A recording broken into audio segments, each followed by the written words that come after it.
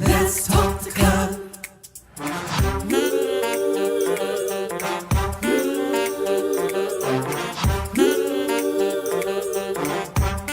One more thing, like, subscribe and share. Come on, let's talk to God. Woo!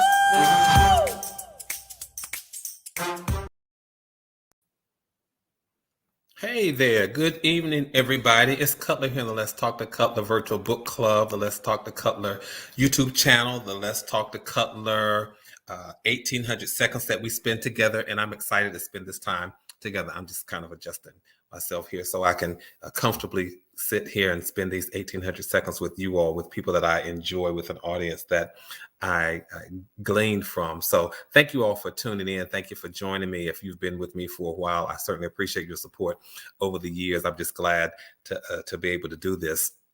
And I'm going to tell you all this, you all. Today, I want to chit chat about how to unlearn negative thinking. I want to talk about how to unlearn negative thinking. But before I do, let me just remind people who are stopping by for the first time, who may catch the replay, that this channel, if you're looking for negativity, you're not going to find it on this channel. If you're looking for pessimism, you're not going to find it on this channel. But you're going to find things that are inspiring, conversations that are motivational, and you're going to find conversations that are sometimes challenging. And what do I mean by challenging? It's not that I'm being judgmental or getting into anybody's life or anybody's business, but it's about spending this time together where we challenge ourselves to make sure that we've shown up better today than we did yesterday. And then we are intentional about trying to show up better tomorrow than we did today. And it doesn't mean that yesterday or today was a failure or a flop. It means that we're taking the time to re-examine ourselves to see exactly what's going on in our lives and what has taken place in our lives. Because I don't know about you, but one of the things that I always want to do, and we're striving to do this is why we spend 1800 seconds together. Color, why are you talking so fast? I'm talking so fast because I'm excited. But one of the things we always want to do, you all, is make sure that we show up our best selves, even in the worst of situations. And sometimes we have to work our way and talk our way through life to make sure that we present these different scenarios from time to time to see, how am I doing with life? Yeah, I'm checking in on myself, but how am I doing with life? What kind of report card do I give myself when it comes to responding to the various stimuli that I have to encounter? What kind of grade do I give myself for encountering traffic situations? What kind of grade do I give myself for encountering nasty attitudes? What kind of grades do I give myself for encountering unexpected behaviors on the job, in the workplace, in school settings? What kind of grade do I give myself? And notice, you all, I'm saying, what kind of grade do I give myself? Not what kind of grade do other people give me, but how do I assess myself? So when we talk about inspiration and motivation, yeah, that's one thing. But when we sometimes talk about challenging, it's about me challenging me. I'm not in a race with anybody else. In fact, the best person for me to race is me. Why? Because if I come in first place, then I'm there to cheer the rest of me that comes along. If I come in last place, the only person who beat me was me. So I'm only in a race with me. Nobody's challenging me but me. Let me stop talking so much and just see how many of my friends are here, because I love seeing my friends. So I'm going to do a shout out to the LTTC VIPs. And the LTTC VIPs are the Let's Talk to Cutler very important people. Now, everybody is important to Cutler. You really are. But it's just a friendly banter that we do to see who jumps into the chat room first. And let's see who it is this evening. And I'm just telling you all based on my end of the screen, what I see, who I see in the chat room first. J-Song for you, Annie Cutler, and Marissa. It's so good to see you all. It's good to see everybody else too. I mean, later on, I might call names like Jackie Cares, RN, Rach, Tina, and Paula. I may call your names. I just might. Who knows? I might call your name. But it's so good to see you all. And please tell people, come on, let's talk to Cutler. I take these 1800 seconds. Really, I cherish them, because as I am pouring into you, your responses are really causing me to think. And as I prepare content, it also makes me think, what are you going to share with people? Cutler, be careful of the content that you share with people, because you are offering something for them to take into their lives. These people are allowed, I did just call the names. These people are allowing you to come into their homes. They're allowing you to come into this personal space. So I don't take that for granted. Thank you. Thank you. Thank you. Meanwhile, I'm going to tell somebody else, come on, let's talk to Cutler, because we're going to talk about unlearning negative thinking. Now, let me just tell you, the impetus behind this conversation comes from a book that I'm reading. Yes, authors read other authors' books. Yeah, authors should read. And I'll tell you all, I'm reading this book by T.D. Jakes. It's called Disruptive Thinking. That's the, I'm not advertising for him. I don't need to advertise for him. His work stand alone, his character, his business ethics, all of that stand alone. But it is an amazing book because it talks about how to what I call interrupt the pathologies, or when there are pathologies, and I'll break that down and explain that in just a moment. Sometimes we normalize bad behavior. Sometimes we normalize dysfunctionality. Sometimes we make normal what otherwise is abnormal. That's why you hear things like we call people pathological liars. Lying is not normal. Lying 24 hours about everything and the smallest of things, that's not normal. So when someone does that, they are called a pathological liar, dysfunctional, if you will, and they strive to make that abnormal behavior normal, or dysfunctional behavior functional. So this book really is about interrupting that pattern, breaking that pathology, that bad behavior that continues. And I'm enjoying the book. I haven't really gotten into it that much, but I've only read a few pages, but I am enjoying what I've read so far. And I might just share more as we move along. Definitely we'll share more. So again, I'm reading this book, Disruptive Thinking by T.D. Jakes, and that is the genesis, the impetus of the conversation this evening. I was thinking, wow, how often do we learn bad behavior? How often do we mimic what we see, what we've been taught, what we heard? And sometimes we take that stuff on and it becomes second nature. I read a post today as I was just really going through social media. I read a post, and let me just share it with you. Again, I'm going to get to the conversation, but these were pieces that sparked me to really join, to share this conversation this evening. Listen to this quote, you all. It's not from this book, but it's something that someone else posted. This quote says, it talks about life and our journey along life. Maybe the journey isn't so much about becoming anything. Maybe it is about unbecoming everything that isn't really you, so you can be who you were meant to be in the first place. Let me read that again. That resonates with me. It resonates. Maybe the journey isn't so much about becoming anything. Maybe it's about unbecoming everything that isn't really you, so you can be who you were meant to be in the first place. How many of you all have ever found yourself in life working to become something, working to become someone, working for this or working for that, and you got tired and you were exhausted and you were fatigued and you found yourself just spinning your wheels in the mud, trying to be and do something and someone, trying to become this, that, and or the other. And you did not feel as successful as you wanted to feel at trying to become something or trying to become someone. Maybe for you, life is not about maybe your journey at this point, because you do know that our journey is not just a straight line, but our journey is curves and twists and bends and ups and downs and ins and outs and roundabouts and all those sorts of things. Life's journey is not a straight line. We are not our goals, our aspirations, our hopes, and our dreams. We don't always find them on a parallel line or a perpendicular line. But we have curves and bends and twists and all of those sorts of things. We have triangles. Listen, we have right triangles. We have obtuse triangles. We have all those sorts of things. Life is not a straight line. And so along your journey, at some point, your journey just might be about unbecoming what you thought you were going to become, and unbecoming the things that really were not you. How many of us we've created a mindset that says, I want to be like such and such person. And that's a wonderful thing. Mark the perfect man, the perfect woman. See people who are great examples. I really ascribe to that. I think that's a wonderful thing. But maybe a part of your journey isn't about becoming. Maybe it's about unbecoming the things that aren't really you. Sometimes we take on personas and personalities and habits and all these things that are really not us. We lose ourselves in processes. We lose ourselves in people. And then when we go to look for ourselves, we can't find ourselves. Why, Cutler? Because we've lost ourselves in something or somebody else that really was not us. So perhaps a part of our journey is unbecoming the things that really aren't us. Perhaps a part of our journey is disrupting that pathological behavior that we found ourselves involved in. Maybe that's not me. Maybe that's not me. Maybe that's not who I am. Or maybe that was part of me for just a part of the journey, but a part of the journey now has diverged or diverted.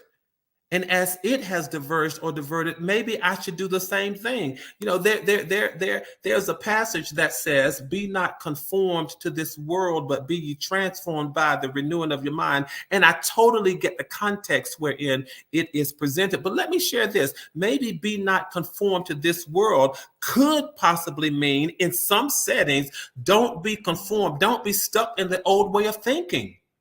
Be not conformed to this world. Don't try to get stuck in the mode of becoming who you're not. Don't get stuck in the mode of becoming somebody that you are not. Don't get stuck in the mode of becoming somebody that you are not. So be not conformed to this world or this way of doing things or this way of thinking or this bad behavior. Be not conformed, but be ye transformed. And perhaps transformation means I've got to unlearn some of the things that I learned. Maybe being transformed means I have to disrupt the way that I used to think about things. I was in a group talk last evening and it was pertaining to this book. And for me, disruptive thinking, I shared that disruptive thinking, for me, one of the things that I had to interrupt was my concept of success. I had to interrupt my concept of success, what success was to me, what it looked like. And for me, and I'll be very transparent, once upon a time, success looked I saw success through the eyes of other people. I saw other people with things and cars and degrees and houses and land and riches and clothes and all this kind of stuff. And that's what success looked like at one point. But somewhere along my journey, I realized it's okay to have those things, but those things do not define success in my life. Those things for me, let me just be transparent. Those things for me don't define success. They define blessings. They define the benefits. That's what they define. They define blessings. They define rewards. They define benefits, but they don't define success. So for me, I had to interrupt my definition of success and say, now, success for me is about a healthy living. Success for me is about the ability to spend time with the friends and family people, family members whom I love. That's success. Success is having freedom and flexibility throughout the day, throughout the week. That's what success is for me. Yeah, I'll take the things. I'll give me the car, the house, the land, the riches, the clothes. Give me all of that. But really, those things don't define success for me. Not even my degrees define success. They define the benefits and the blessings and part of the journey. I'm telling you all. So as you're doing life, as you are doing life, maybe a part of life's journey is unlearning the things that really aren't you. Maybe a part of life's journey is unbecoming what you thought you were. And then because we saw somebody and we saw ourselves through the eyes of others. So I want to just chit chat for a moment. Oh my God, I only have 1,800 seconds and Cutler, you just going on and on and on. But I hope this is resonating with somebody. I really, really do. Maybe the journey isn't about becoming anything. Maybe it's about unbecoming everything that really isn't you, so that you can be who you were meant to be in the first place. I want to be the original me.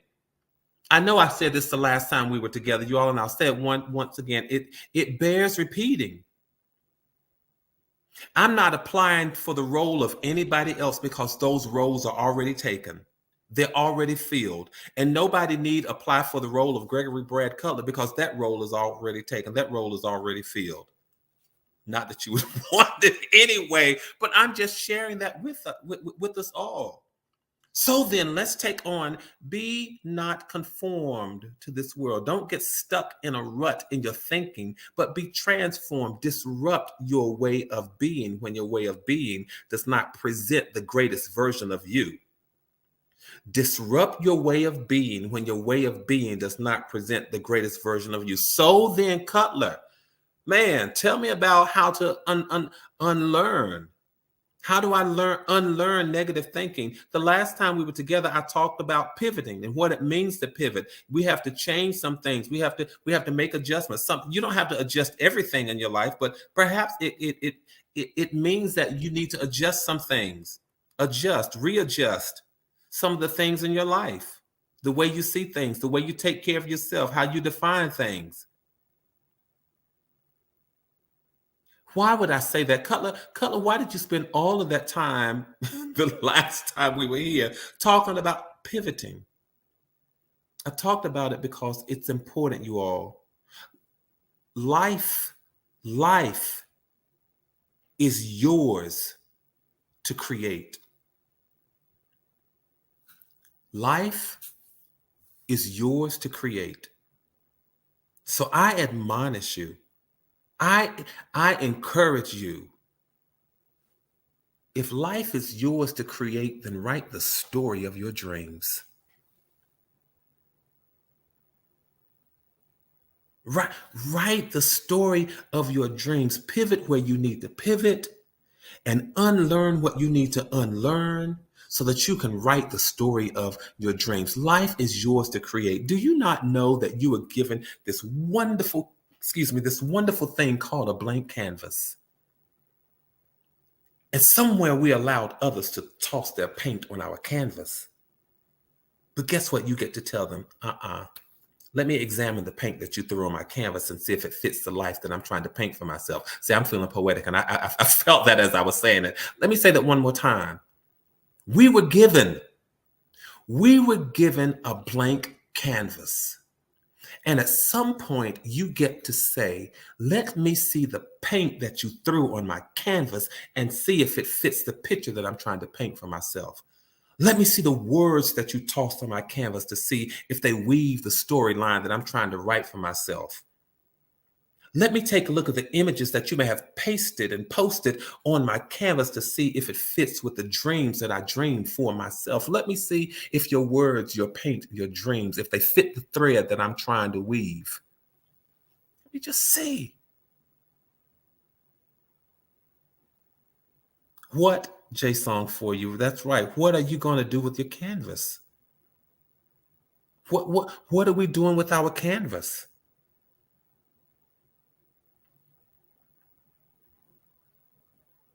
That's why, and don't ask me to read it now because maybe I think I'll read it the next time I'm here. That's why I wrote this one poem. It was called Brush Strokes on a Melancholy Canvas. I think I'll read it the next time we get together. But how, Cutler, do we unlearn this negative thinking? I'm going to tell you something that seems so counterproductive and counterintuitive. How do you unlearn negative thinking? I'm going to tell you all this, and I know it sounds crazy. I know it sounds crazy for me to say this. I know it sounds counterproductive. So tell people, listen, go and tell somebody. I'm going to wait till y'all invite somebody. I'm joking. Tell people, come on, let's talk to Cutler. But how do we unlearn negative thinking? Here is one of the things you can do. Have daily negative thinking time. Cutler, what in the world do you mean? Because it sounds ironic. It sounds paradoxical. It does not make sense. It sounds contradictory and contrary to what you seem to be suggesting. And I know it does. But one of the things that you can do to gain control over negative thinking is to say to yourself, I am going to give you 5 minutes. Negative thinking. I'm just going to give you 5 minutes. And so you take that 5 minutes and you commit to negative thinking and you review the thoughts over and over and over. And so you say to yourself, no, you get 5 minutes a day. And when you have those negative thoughts during that 5 moments, during that 5 minutes, you're good. You say, okay, all right. Because here's what you do, you all. Throughout the course of the day, when you have a negative thought, write it down. And you say to that thought, I'm not going to entertain you. Tomorrow morning, I have 5 minutes to entertain you, and that's all the time that you get.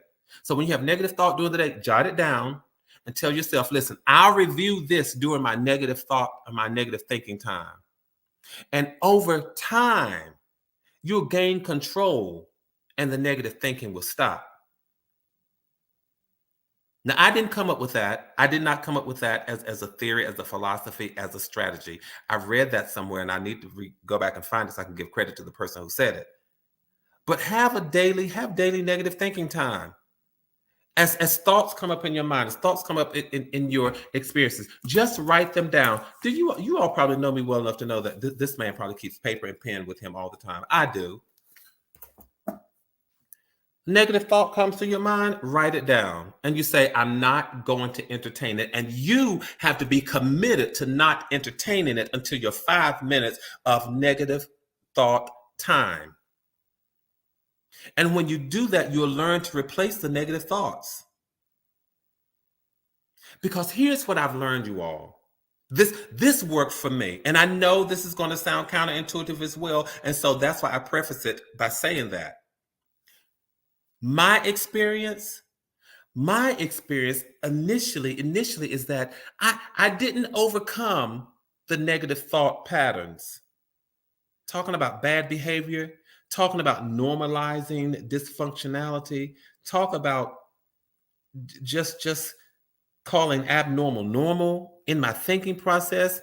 I have to say this. I did not overcome negative thought patterns. Cutler, what did I do? I had to replace them. Those thought patterns were there because they were ingrained from childhood. And so the way of thinking, the way of being, the way of showing up, the way of doing didn't automatically change. I didn't overcome that negative way of thinking. What do you mean negative way of thinking, Cutler? Perhaps it's about how you see yourself. You don't see yourself as beautiful as you should. Perhaps it's how you see other people. Perhaps when you see people, you are immediately cautious of them. Maybe you are immediately suspicious of them. Maybe you are immediately and initially untrusting of them. Maybe that's how you see people. Maybe you think people are out to get you. Maybe that's your negative thought patterns about yourself and other people, about life and life circumstances and scenarios. We have negative thought patterns about so many things. But guess what, you all? For me, my experience was not that I was able to overcome them. I had to replace them.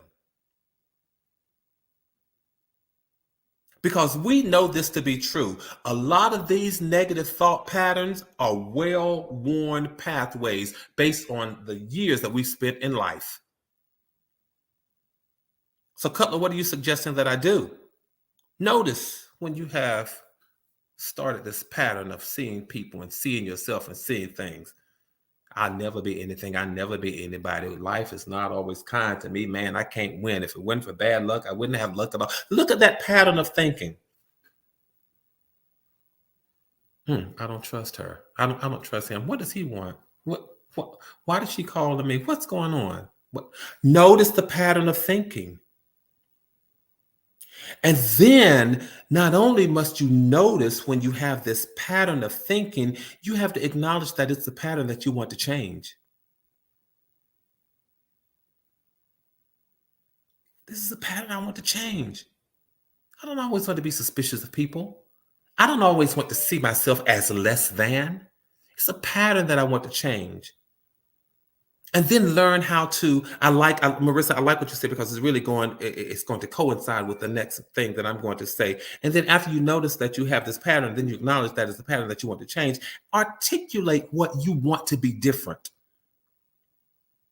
different, how you want to recast it, how you want to reframe it. Articulate what it is that you want to be different. So when you notice these patterns that you have and you acknowledge that it's something you want to change, say how you want it to be different. Articulate what it's how what does that look like? You know, I'm big on asking people, so what does that look like? Say to yourself, what does that look like when it changes? And then may I suggest this next thing, choose a different behavior. Choose a different way of doing, a different way of responding, because you all know I'm big on this next clause that I'm about to give. How I respond matters. A lot of times, thoughts come to our head, ideas come into our minds, all of these things, they come into our minds over and over and over and over and over again. But until the pattern starts to change, one of the things that you can say is how I respond matters. Now, I know the thought came to my mind, I know the thought came to my head, but it's my response that matters. And may I remind us all that our response matters. And I respond based on how valuable I see myself. I don't respond like the trash that other people are trying to throw into my life. Absolutely not. I don't respond as if I am the person who everybody else sees as not enough. Don't respond like that. But my response matters. And Cutler, how do you determine your response? I determine my response by saying I have to be my own best friend. Because a lot of self-talk, a lot of times we talk about ourselves, a lot of self-talk is negative. Think about what you say about yourself. Think about how you see yourself. Think about your opinion of yourself.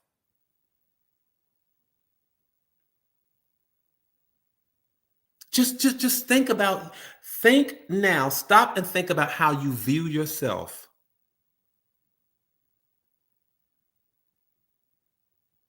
Many times we view ourselves in comparison to other people.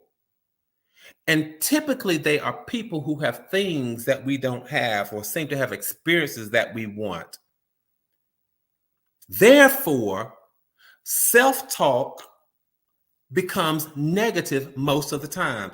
I don't have, I wish I did have that. I wish I could get that. I wish I could go there. I wish life stopped happening like this for me. Self-talk tends to be negative all the time, but I'm offering us a way of seeing ourselves differently. I'm offering us a way of disrupting our thinking. Disrupt your thinking and say, you know what? I'm going to be my own best friend. I'm going to learn how to pay attention. I'm going to learn how to pay attention to me and the things that happen in my life. I'm going to start doing what Color says. I'm going to learn how to, I'm going to focus on unlearning negative thinking. I'm going to treat myself like I treat my best friends before I decided that I am going to become my best friend. I'll do anything for my best friend. Learn how to do anything for you. My best friend calls me, I'm going to show up. Learn how to show up when you call yourself. I'll sacrifice this, that, and the other for my best friend. Learn how to sacrifice this, that, and other for you.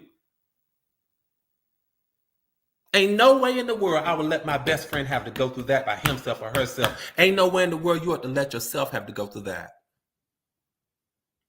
I'm just offering us another way of thinking, another way of being, another way of showing up. I'm offering us a way to disrupt the thinking and to interrupt the pathologies that we are sometimes given to. I got to get out of here. I challenge us to love ourselves and love ourselves enough to unlearn. Wow. Love ourselves. I got to go. Let's love ourselves enough to unlearn. Unlearn the things that have done us damage. Unlearn the things that have meant us no good. Unlearn the things that have worked to pull us down. Unlearn the things that put us on wrong trajectories in life. Unlearn the things that other people tossed in our lives thinking that we were trash cans and garbage cans. Unlearn all of that stuff. Let's work on unbecoming so that we can become. I've got to get out of here. May I say thank you to you all for sharing your space with me, whatever space you've allowed me to come into. Let me say thank you for that. Let's keep doing what we do. Let's keep building community, maintaining connectivity. Keep your heads up. Keep your hopes up. Stay safe, stay sane. Know that from my heart to yours, there is and always will be so much love. Let's unlearn negative thinking, you all. And until the next time, tell somebody else, come on and let's talk to Cutler. I'll see you the next time I see you for these 1800 seconds. Good night.